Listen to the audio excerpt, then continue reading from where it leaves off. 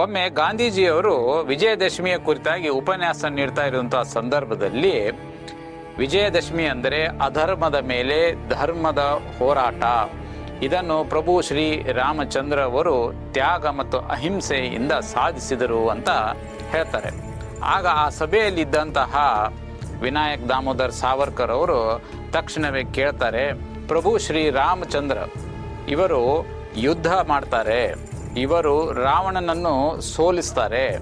ಹೀಗಿರುವಾಗ ಸೈನ್ಯವನ್ನು ತೆಗೆದುಕೊಂಡು ಹೋಗಿ ಯುದ್ಧ ಮಾಡಿದಂಥ ಈ ಸಂದರ್ಭ ಇರುವಾಗ ಇದು ಅಹಿಂಸೆಯ ಮೂಲಕ ಹೇಗೆ ಆಯಿತು ಅಂತ ಪ್ರಶ್ನೆ ಕೇಳ್ತಾರೆ. ಇದಕ್ಕೆ ಗಾಂಧೀಜಿಯವರು ಮೌನವೇ ಉತ್ತರ ಆಗ್ತದೆ. ಧರ್ಮಕ್ಕಾಗಿ ಯುದ್ಧವನ್ನು ಮಾಡಲೇಬೇಕಾಗುತ್ತದೆ ಅನ್ನುವಂತಹ ಅಭಿಮತ ವೀರ ಸಾವರ್ಕರ್ ಅವರದಾಗಿತ್ತು. ದೇಶ ಮತ್ತು ಧರ್ಮದ ವಿಚಾರ ಬಂದಾಗ ಸಾವರ್ಕರ್ ಅವರು ಎಂದಿಗೂ ರಾಜಿ ಆದವರಲ್ಲ.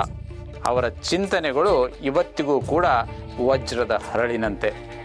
ಆದರೆ ನಮ್ಮ ದೇಶದಲ್ಲಿ ಅನೇಕರಿಗೆ ವಜ್ರದ ಶ್ರೇಷ್ಠತೆಯನ್ನು ಅಳಿಯುವುದು ಗೊತ್ತಾಗಬೇಕಲ್ವಾ? ತಮಗೆ ಈ ರೀಲ್ ಇಷ್ಟ ಆಗಿದ್ದಲ್ಲಿ ಇದನ್ನು ದೇಶಭಕ್ತರಿಗೆ ಕಳುಹಿಸಿ ಕಾಮೆಂಟ್ನಲ್ಲಿ ನನ್ನ ಭಾರತ ನನ್ನ ಹೆಮ್ಮೆ ಅಂತ ಬರೆಯಿರಿ. ನಮಸ್ಕಾರ.